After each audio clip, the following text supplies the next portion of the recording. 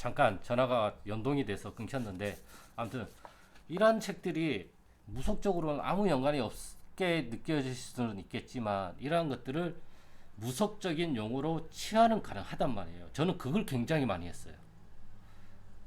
예.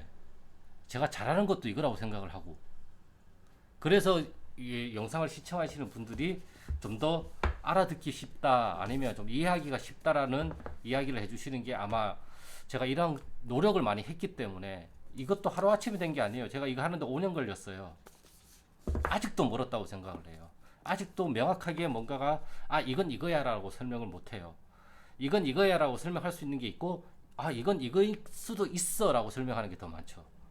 아직 저한테 그러한 확고한 개념이 잡히지 않았기 때문에 가능성을 얘기를 하는 거고, 누구한테는 이 말이 좀 더 명확하게 들리고, 누구한테는 또 이 말이 명확하게 들리고, 누구한테는 또 저 말이 명확하게 들리다 보니까, 나한테서는 이게 이거야지만 다른 사람한테 설명을 해줄 때는 이 말은 이거일 수도 있고, 이거일 수도 있고, 이거일 수도 있어.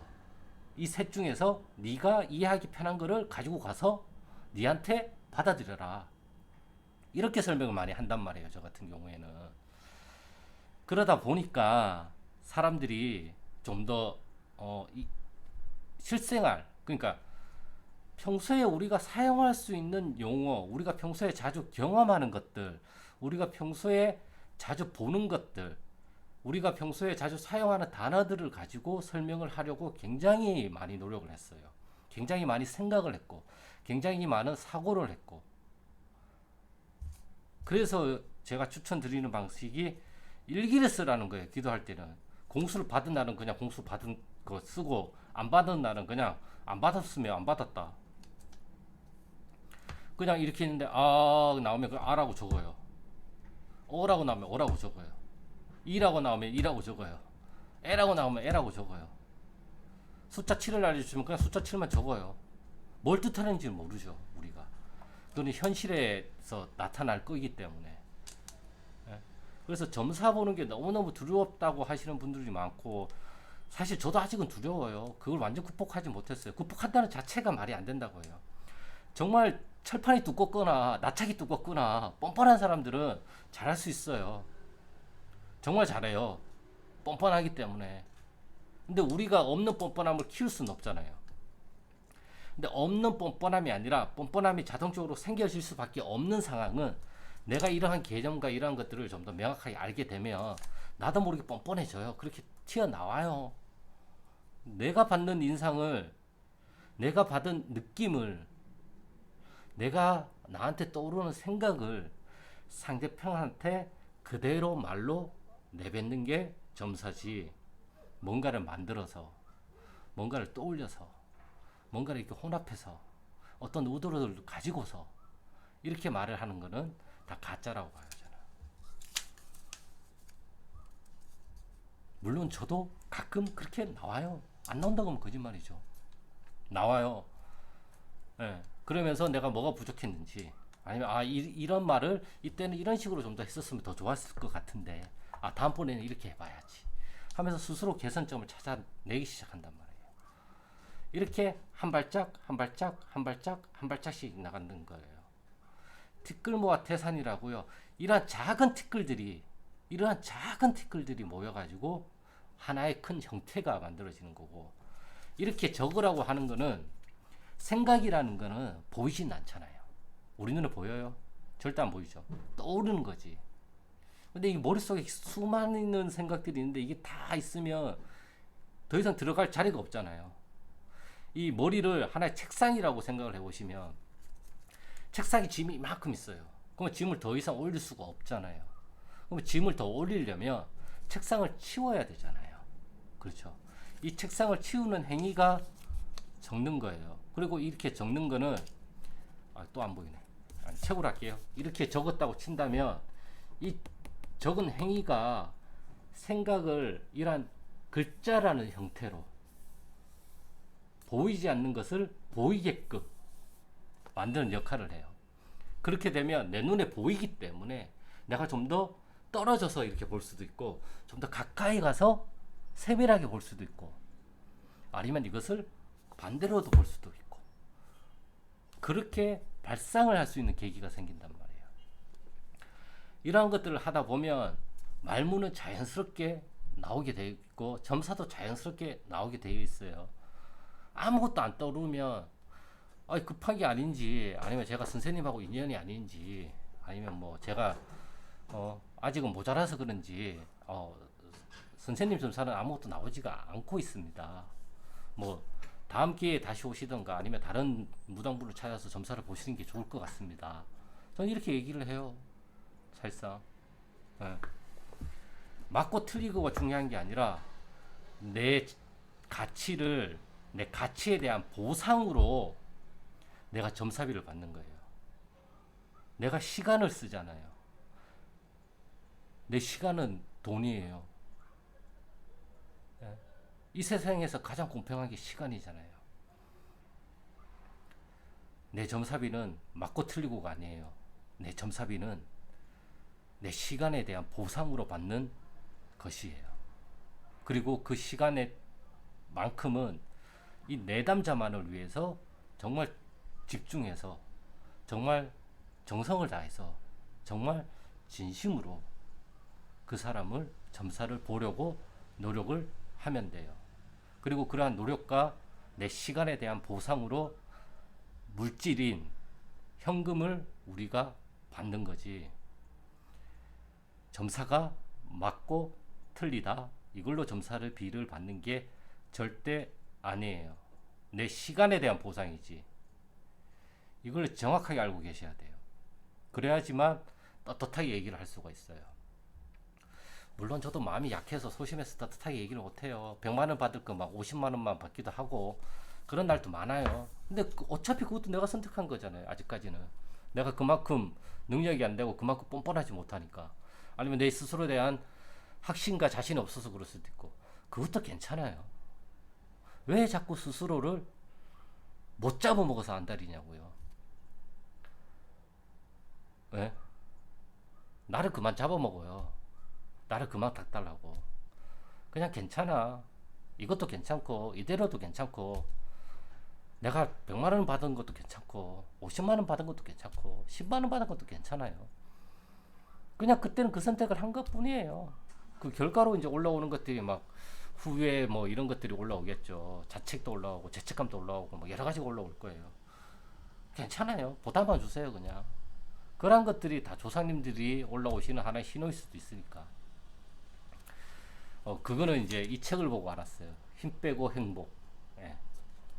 괜찮아요. 나를 그만 잡아먹읍시다 우리. 안 그래도 힘든 세상, 남들이 날 못 잡아먹어서 안 다니는데 내가 나까지 잡아먹으려고 하면 도대체 나는 누가 지켜요? 내가 지켜야 되는데 남이 날 지켜줘요? 아니잖아요. 세상 살아봐서. 네. 내가 날 지켜줘야 되고 내 가치는 내가 정하는 거지 남이 정하는 게 아니에요. 그리고 이렇게 보여주고 싶다, 저렇게 보여주고 싶다, 이런 것들도 버리세요. 어차피 날 이렇게 볼 사람 이렇게 보고 저렇게 볼 사람 저렇게 봐요. 저 유튜브 댓글 중에서 보면 좋은 말씀들을 많이 해주시는 댓글들이 있어요.